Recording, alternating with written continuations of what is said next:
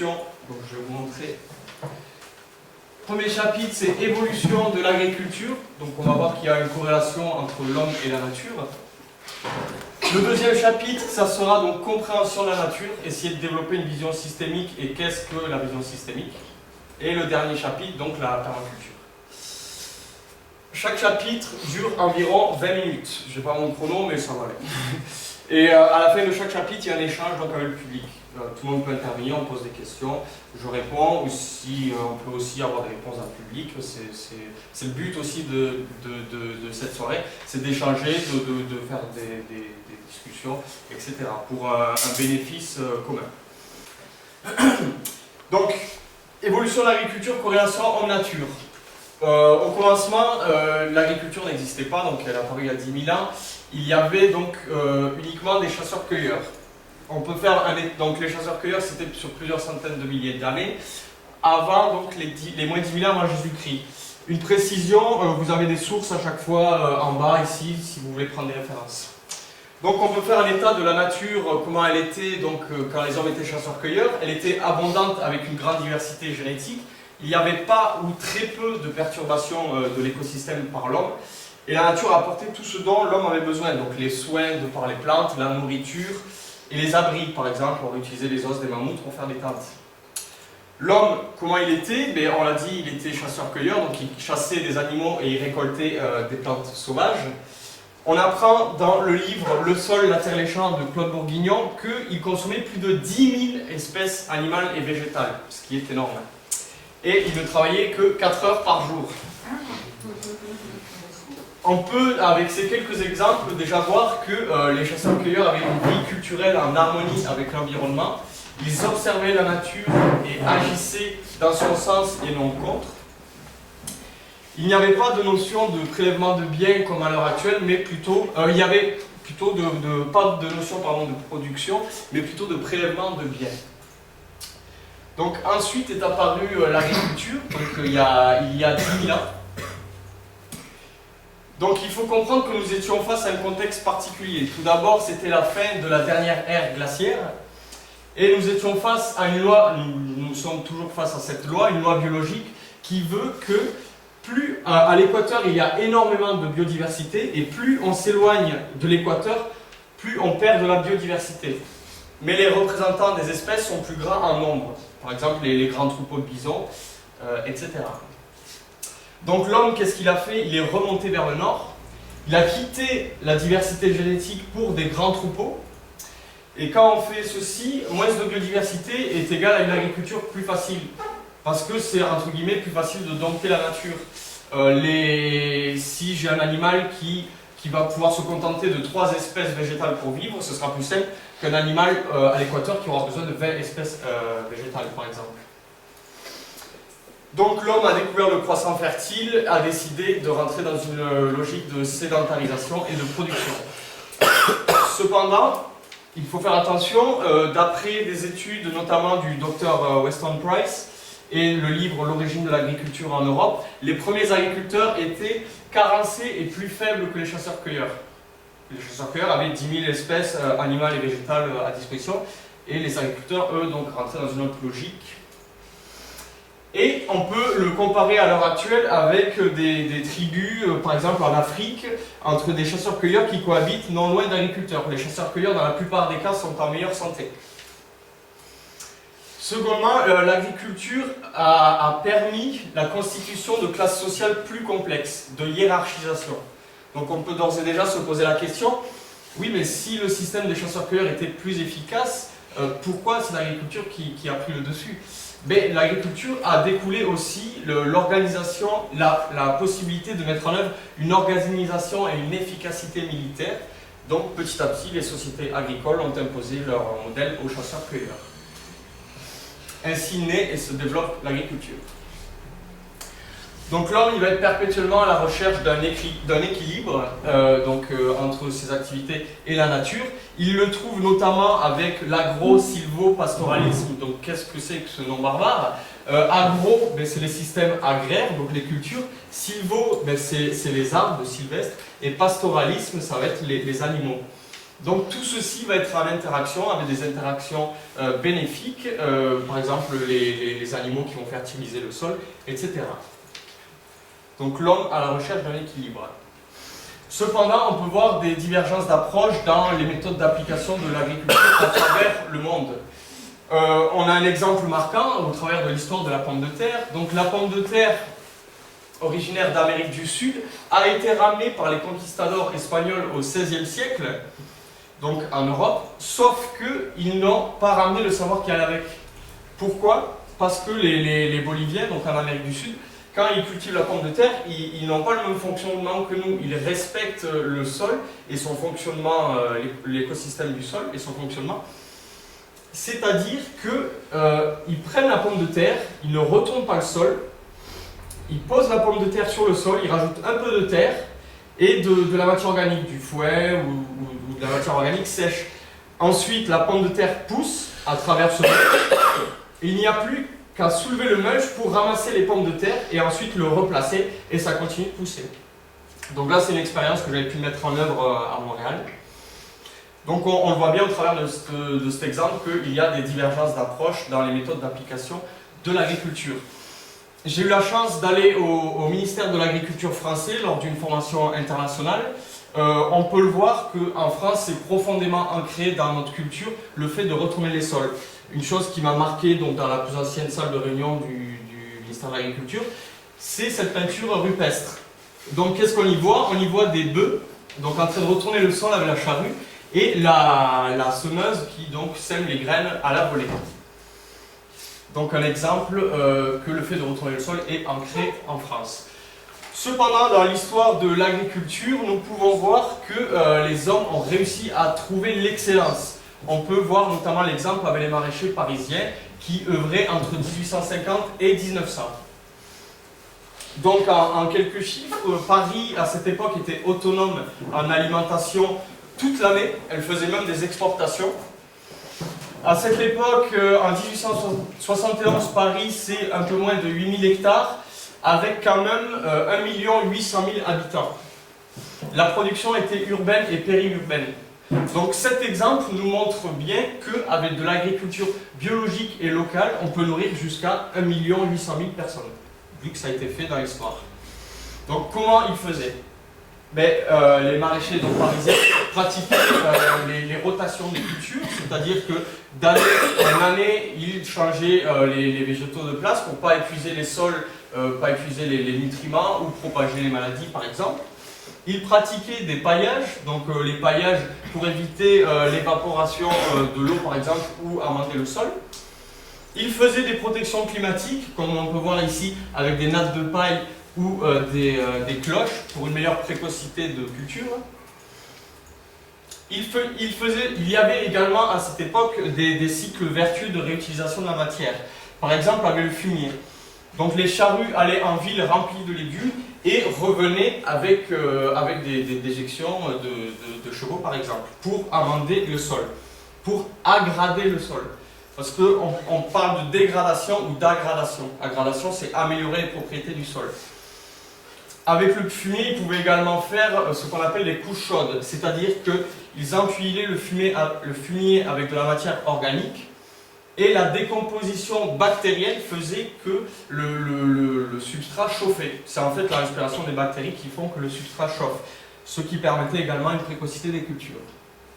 Donc, les maraîchers parisiens, un équilibre en place. Cependant, Vincent Gressan, un des maraîchers parisiens, écrivit dans son guide Le potager moderne de 1870, donc il écrivit ceci. Les fertilisants chimiques ne répondent pas à toutes les attentes. Ils stimulent la croissance et augmentent la quantité, mais c'est au détriment de la qualité. En principe, les ravageurs n'attaquent que les plantes faibles et malades dont les besoins ne sont pas comblés. J'en veux pour preuve les jardins maraîchers de Paris où l'art de cultiver les légumes a atteint sa perfection. Dans tous ceux où l'on utilise beaucoup de compost et où l'on pratique rationnellement les rotations, il n'y a pas la moindre trace de ravageurs. Donc en gros, ce qu'ils nous disent, c'est qu'ils ont essayé les engrais chimiques. Ils ont essayé les engrais chimiques, mais il y avait des problématiques. Donc Vincent Gressan était-il un présager du futur? Parce que par la suite, donc qu'est-ce qui s'est passé à partir de 1915, donc de la fin de la Seconde Guerre mondiale?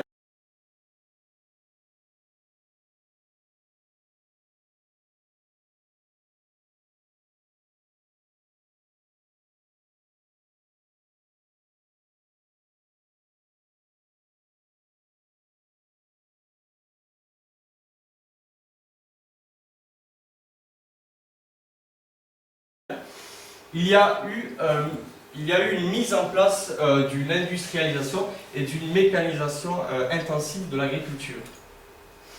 Donc bien sûr ça a bouleversé les équilibres qui avaient été mis en place jusque-lors. Nous sommes passés donc à un modèle productiviste industriel où il faut toujours produire plus.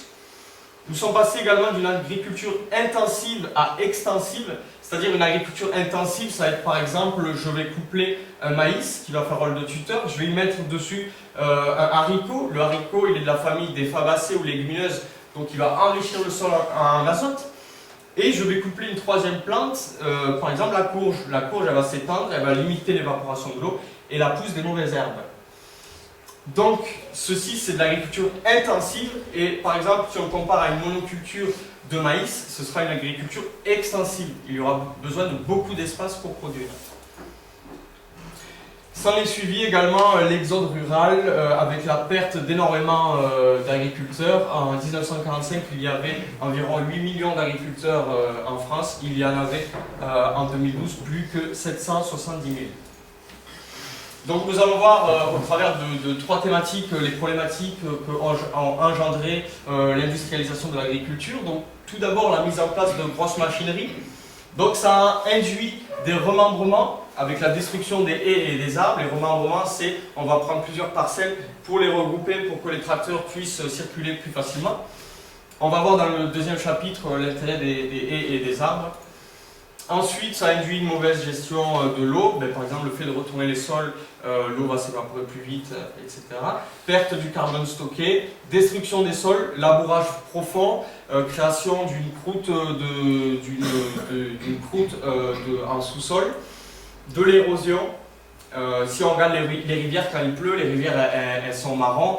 Dans un système naturel, les rivières restent limpides. C'est en fait la pluie qui va entraîner la terre dans les ruisseaux et la compaction. L'utilisation ensuite des engrais fossiles et des produits acides, pesticides, fongicides, etc. Il faut savoir que la France, malgré le plan Ecophyto 2018, est toujours premier utilisateur de produits phytosanitaires en Europe. Et actuellement, pour produire une calorie alimentaire, nous consommons 9 calories fossiles, c'est-à-dire l'essence, les produits pétrochimiques, etc. Donc, qu'ont induit ces modes de pratique? La destruction de la vie du sol et de ce qui vit au-dessus. Par exemple, les engrais chimiques induisent un phénomène d'osmose inverse. Ça agit un peu comme des sels minéraux, ça va pomper l'eau des organismes, des bactéries notamment.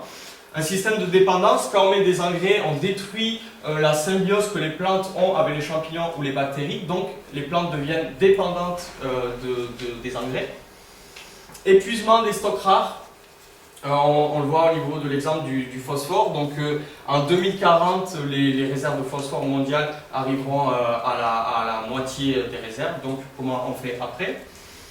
Les phosphores, en fait, c'est des ossements qui sont empilés, des fosses marines, et que par la suite, donc on extrait maintenant. Il me semble, il y en a, je ne suis plus sûr du chiffre, mais je crois, il y a 4 ou 5 pays producteurs mondiaux, je suis plus sûr.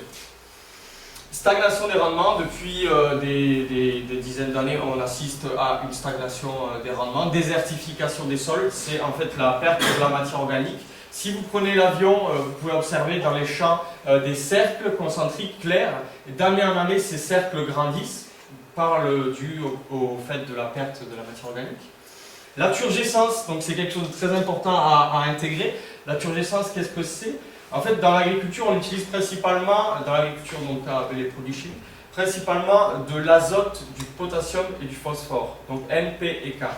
La plante, elle n'a pas besoin que du NPK, elle a besoin aussi de beaucoup d'oligo-éléments. Donc, utiliser juste azote, potassium et phosphore, ça fait gonfler le fruit ou le légume, mais uniquement ou principalement d'eau.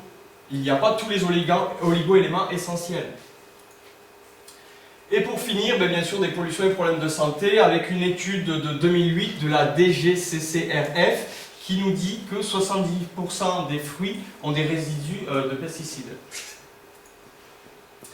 Dernier exemple au niveau de l'évolution des productions, donc on a pu voir une spécialisation à grande échelle avec une finalité qui n'est plus alimentaire mais pécuniaire, c'est-à-dire que par exemple une grande monoculture de céréales ou de maïs ne sera plus dans sa finalité qui est de manger, on l'a vu par exemple avec la turgescence, mais plutôt pour aller sur des marchés nationaux ou internationaux pour être vendu, revendu, créer de l'argent.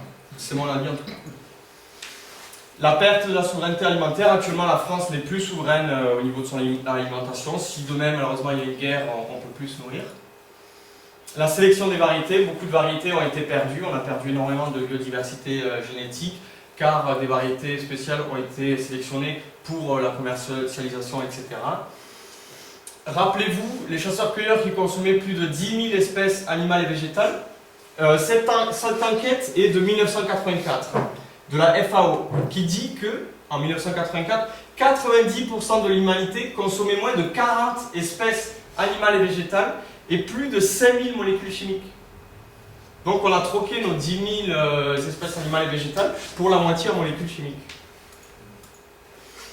Bien sûr, le stockage et la spéculation, donc c'est-à-dire qu'on va produire énormément de quantité d'alimentation, on va les mettre de côté pour créer pénurie, faire augmenter les prix et ensuite les ressortir.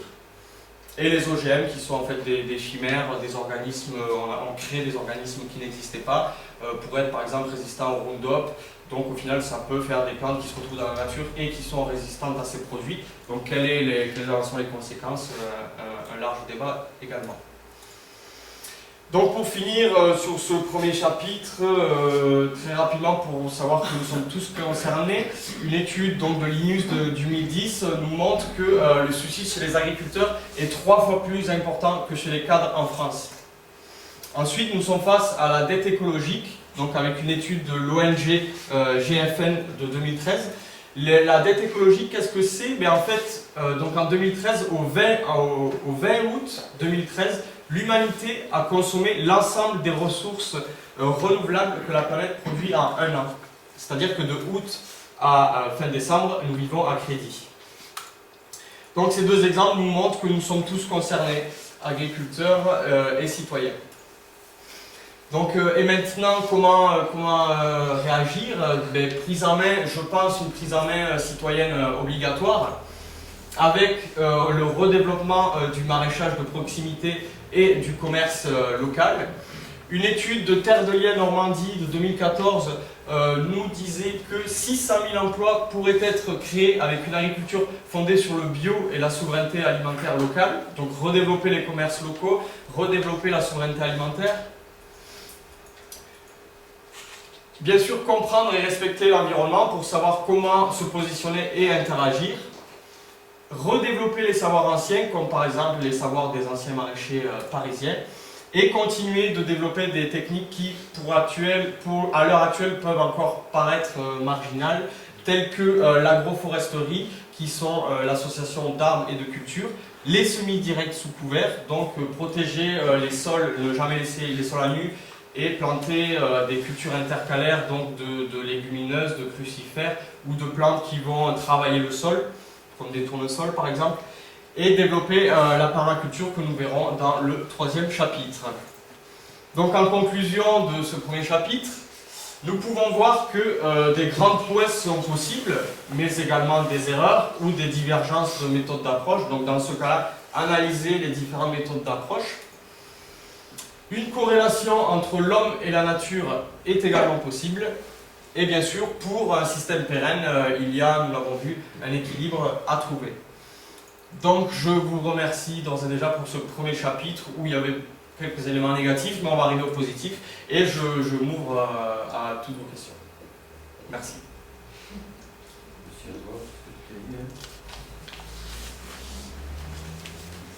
Y a-t-il des questions?